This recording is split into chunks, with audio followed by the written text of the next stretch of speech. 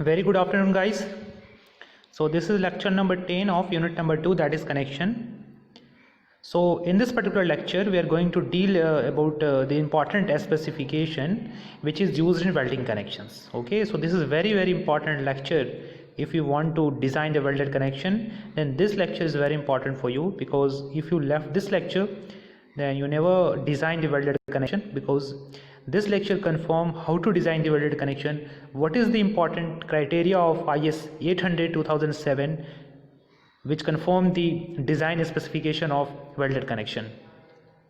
So अभी हम lecture number 10 की बात कर रहे हैं जो यूनिट नंबर 2 का है कनेक्शन का. सो आप लोगों को पता है कि ऑलरेडी चैप्टर इतना ज़्यादा इम्पॉर्टेंट है कि अगर आप इस चैप्टर को नहीं पढ़ते हैं कनेक्शन को, सो आने वाले tension member, design of tension member, design of compression member, design of trusses, ये सारी चीज़ें नहीं समझ में आएंगी.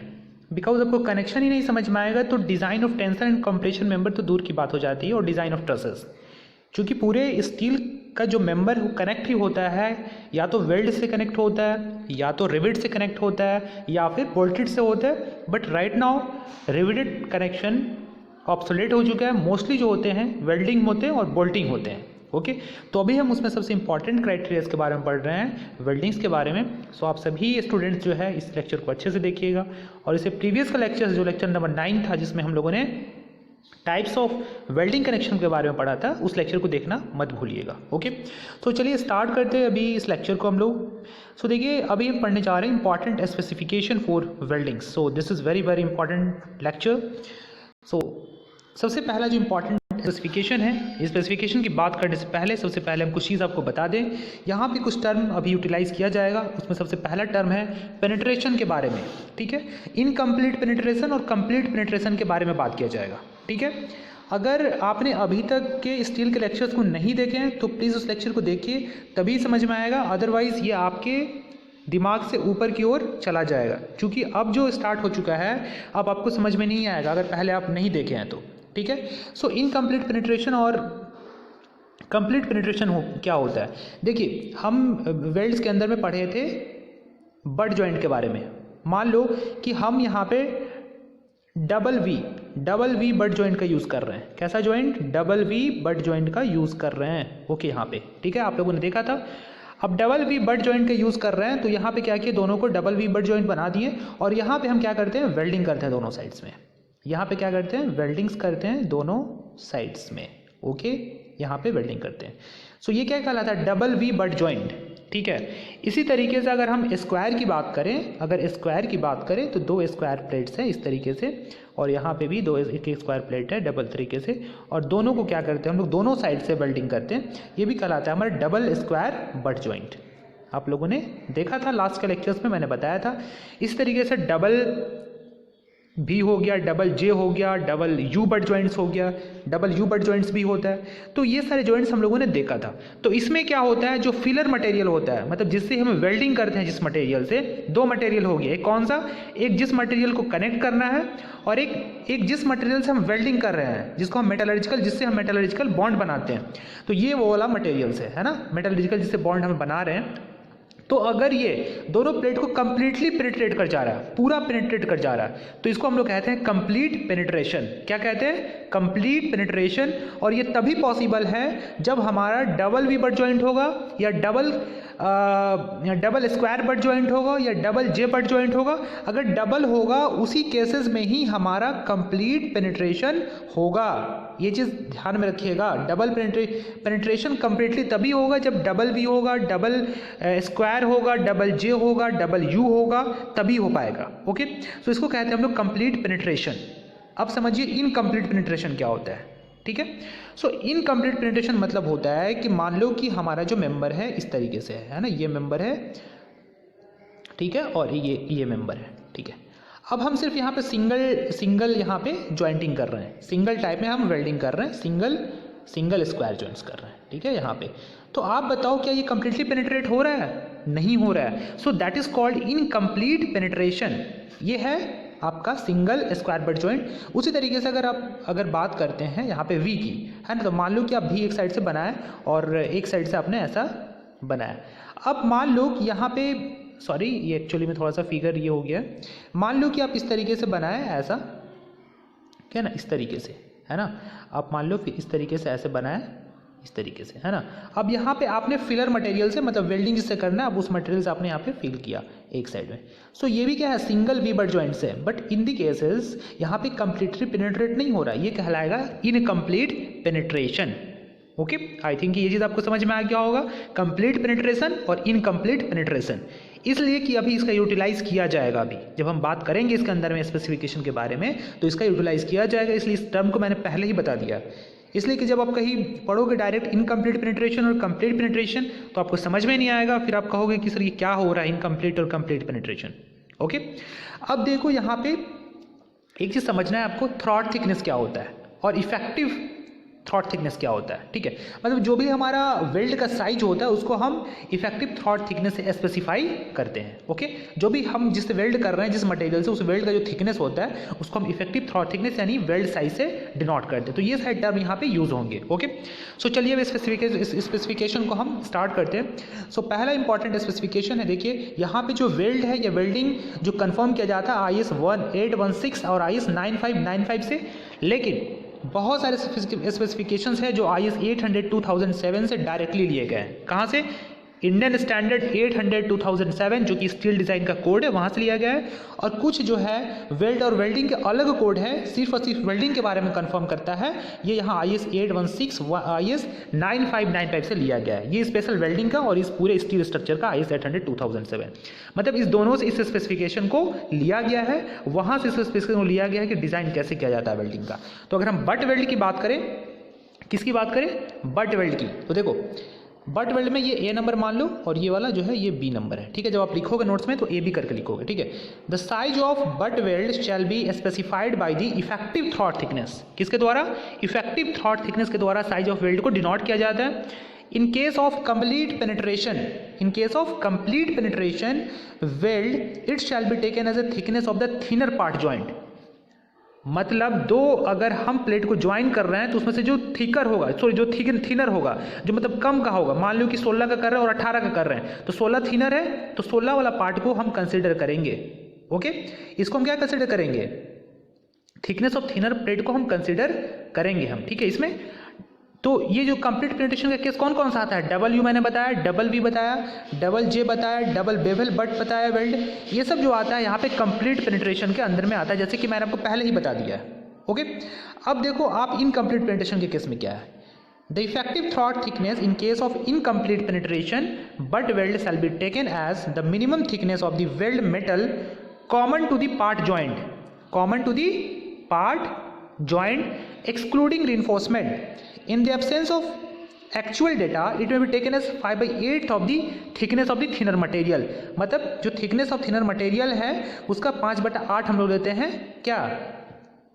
Effective throat thickness. किस केस में? इनकम्प्लीट पेनिट्रेशन के केसेस में। देखो बहुत सारी चीज़ें जो हैं अभी आपको क्लियर नहीं हो पाएंगी, क्योंकि ये आप फर्स्ट टाइम पढ़ रहे हो, तो जब हम क्वेश्चन करेंगे वहाँ पे ये क्लियर हो पाएगा। बट जो चीज़ें इंपॉर्टेंट है, जो चीज़ें आप नाम को एटलीस्ट समझ लेना, नाम को सुन लेना। ऐसा नहीं कि जब मैं बोलूँगा कि डबल वी है, डबल बेवल बट जॉइंट्स है, तो वहाँ पे जो है आपको कन्फ्यूजन हो जाए, या बोलूँ कि मैं इनकम्प्लीट पेनिट्रेशन है डबल वी में या डबल यू में, तो आप वहाँ पे अपने आप को ये करो कि मुझे नहीं समझ में आ रहा है सर। सो इसलिए मैं चीज़ें बता रहा हूँ। अभी आप कम से कम नहीं समझ में आ रहा तो स्पेसिफिकेशन को जरूर समझो, क्योंकि मैं अपने तरीके से पूरी समझाने की कोशिश कर रहा हूँ। सो अगर इनकम्प्लीट पेनिट्रेशन है, इनकम्प्लीट पेनिट्रेशन के केसेस में effective throat thickness 5/8 of thickness of the thinner plates. इसके अलावा एक और चीज़ इसमें है, इसके बारे में बात करूँगा आगे। अब जो है अगर मान लो कंप्लीटली पेनिट्रेट कर जा रहा है तो आपको इफेक्टिव थ्रॉट थिकनेस जो लेना है थिकनेस ऑफ थिनर प्लेट, है ना। मान लो 16 और 18 है तो थिनर कौन है? 16 है, तो 16 वाले को हम इफेक्टिव थ्रॉट थिकनेस मान लेंगे जब कंप्लीट पेनिट्रेशन होगा। और कंप्लीट पेनिट्रेशन कब होगा? जब डबल यू होगा, डबल वी होगा, डबल जे होगा। ठीक है, और इनकम्प्लीट कब होगा? जब सिंगल यू होगा, सिंगल वी होगा। आई होप ये चीज़ आपको समझ में आ गया होगा।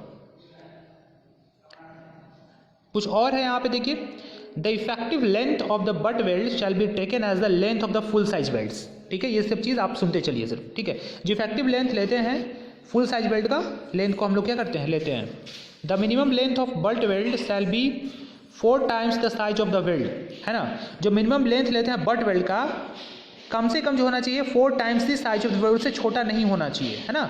मिनिमम क्या होना चाहिए? जो लेंथ होना चाहिए बट वेल्ड का 4 times the size of weld. ये इंपॉर्टेंट कंसिडरेशन है, ऑब्जेक्टिव में पूछा जाता है। 4 times the size of weld minimum, ठीक है। अब नेक्स्ट क्या है, the intermediate butt welding is used where it should have an effective length of not less than 4 times the weld size and space between the two weld shall not be more than 16 times the thickness of the thinner part joints। अब भैया intermediate butt weld क्या होता है? देखो intermediate butt weld मतलब होता है कि मान लो जिस मेंबर में आप वेल्डिंग कर रहे हो वो मेंबर काफ़ी बड़ा है ना, बहुत बड़ा है। अब इतने में हम तो डायरेक्टली एक बार में वेल्ड करेंगे नहीं, इसमें हम क्या करेंगे, छोटा छोटा वेल्ड करेंगे। मान लो कि यहाँ पे वेल्डिंग की है, यहाँ पे वेल्डिंग की है, यहाँ पे वेल्डिंग की है। That is called intermediate weld. What? That is called intermediate weld, and in this cases जो इफेक्टिव लेंथ लेते हैं not less than 4 times the weld size, okay, and space between the two welds. अब दो welds जो है, मान लो एक weld ये है, एक वेल्ड ये है, दो वेल्ड्स के बीच की दूरी and space between the two welds shell not be more than 16 times the thickness of the thinner part joint. 16 times of thickness of thinner part joint, जो पतला जो प्लेट है उसका 16 टाइम्स ऑफ टी, उससे क्या होना चाहिए, उससे ज़्यादा नहीं होना चाहिए। Isn't it? पहला इंपॉर्टेंट स्पेसिफिकेशन क्या है, इफेक्टिव लेंथ जो होना चाहिए not less then 4 times the weld size, and दूसरा जो है दो वेल्ड के बीच की जो दूरी वो 16 times thickness of thinner part से ज़्यादा नहीं होना चाहिए, नॉट मोर देन। ओके, ये इंपॉर्टेंट स्पेसिफिकेशन है बट वेल्डिंग्स के। ये बहुत ही इंपॉर्टेंट स्पेसिफिकेशन है आपके लिए वेल्डिंग के। जब मैं क्वेश्चन करूंगा तो ये सारी चीज़ें बार बार यूटिलाइज की जाएंगी। ओके, चलिए, तो ये चीज़ आपको समझ में आ गया। अब देखिए फिलेट वेल्ड के क्या consideration, important IS specifications. The size of the normal fillet weld shall be taken as the minimum weld size. ठीक है, जो मिनिमम वेल्ड साइज है उसी को हमने क्या करेंगे, size of normal fillet weld लेंगे। Okay, for deep penetration weld with penetration not less than 2.4 mm। अगर डीप पेनिट्रेशन है और पेनिट्रेशन 2.4 mm से छोटा नहीं है, not less than 2.4 mm, size of weld is minimum leg size plus 2.4 mm। ठीक है, तो साइज ऑफ वेल्ड क्या होगा, is minimum leg size plus 2.4 mm add कर देंगे उसमें, है ना। Okay, next for fillet weld made by semi automatic और automatic processes with deep penetration. अब अगर क्या है, डीप पेनिट्रेशन के साथ में, और क्या है, fillet weld made by semi automatic और automatic processes with deep penetration more than 2.44 mm, है ना। अब डीप पेनिट्रेशन 2.4 mm से ज़्यादा है। If purchaser and contractor agree, अगर जो परचेज कर रहा है जो कॉन्ट्रैक्टर एग्री है, तो उस केसेस में एस की वैल्यू लेते हैं minimum leg size plus actual penetration. क्या लेते हैं, minimum leg size plus actual penetration. ये सारी चीज़ें तभी क्लियर हो पाएंगी जब आप क्वेश्चन को करोगे। ओके, जब हम क्वेश्चन कराएंगे तो ज़्यादा क्लियर हो पाएंगी, बट अभी सिर्फ सुनते जाओ, जब वहाँ पर यूटिलाइज करें तो आपको ऐसा नहीं होना चाहिए कि मुझे नहीं पता है सर। ओके, अब minimum size of fillet weld specified is 3 mm। किसी भी केसेस में जो है वेल्ड का साइज 3 mm से कम नहीं होना चाहिए, that is the minimum size of welds. ये मिनिमम साइज ऑफ वेल्ड है। To avoid the risk of cracking in the absence of preheating, the minimum size specified as, जो minimum size है for less than 10 mm plate. अगर plate का size 10 mm से कम है तो 3 mm, अगर 10 से 20 mm का प्लेट है तो 5 mm, 20 से 32 mm का है तो 6 mm, 32 से 50 है तो 8 mm। ये आपका क्या है, मिनिमम साइज है। ओके, अगर 10 mm का प्लेट है तो 3 mm, 10 से 20 है तो 5 mm, 20 से 32 है तो 6 mm, 32 से 50 है तो 8 mm। ओके, ये minimum size of fillet welds. I hope कि आपने समझा होगा। अब देखो क्या है, इफेक्टिव थ्रॉट थिकनेस। देखो, it shall not be less then 3 mm and shall not generally exceed 0.7 T। ठीक है, ये 3 mm से कम नहीं होना चाहिए और 0.7 T से एक्सीड नहीं करना चाहिए। वह T क्या है, T under special circumstances where T is the thickness of the thinner plate of the element being welded. जो आप वेल्ड को कर रहे हो उसमें जो थिकनेस है थिनर प्लेट का, उसको हम कंसिडर करेंगे।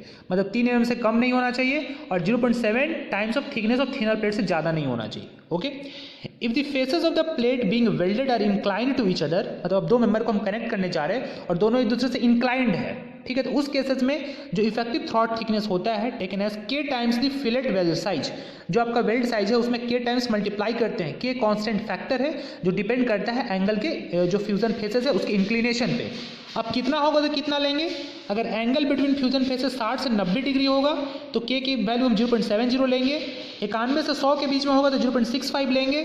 अगर एंगल बिटवीन फ्यूजन फेसेस 101 से 106 के बीच में होगा तो 0.6 लेंगे। एंगल बिटवीन फ्यूजन फेसेस अगर 107 हो से लेकर के 113 के बीच में होगा तो 0.55 लेंगे, अगर 114 से लेकर 120 तक होगा तो 0.5 लेंगे।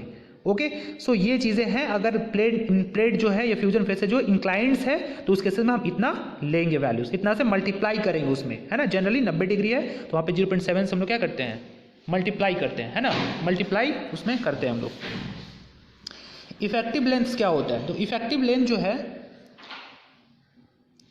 the effective length of the weld is the length of the weld for which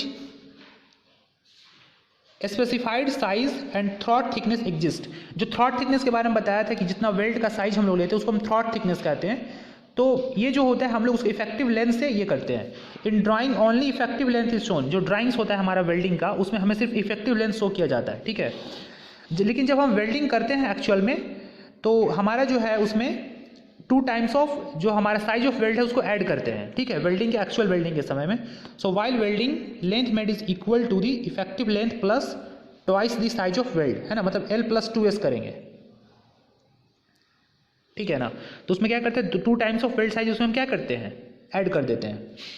अब देखो effective length should not be less then 4 times the size of weld, और इफेक्टिव लेंथ जो है 4 times of size of weld से कम नहीं होना चाहिए, है ना, ठीक है।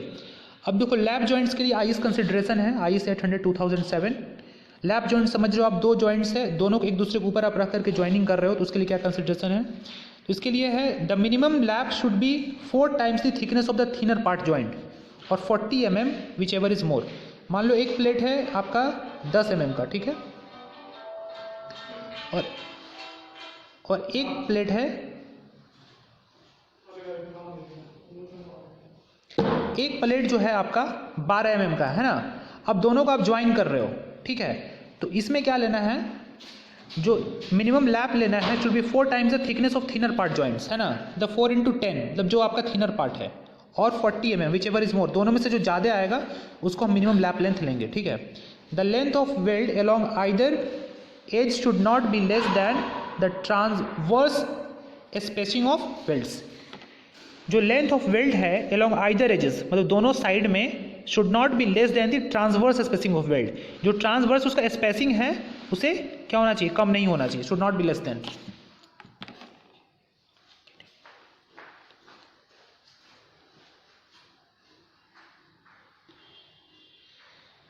सो देखिए अब एक लास्ट है स्पेसिफिकेशन इंटरमीडिएट वेल्ड से, इसके बाद हम और लास्ट में प्लग वेल्ड से थोड़ा सा इसके बारे में डिस्कस करके हम लोग इस चीज़ को खत्म करेंगे, ठीक है।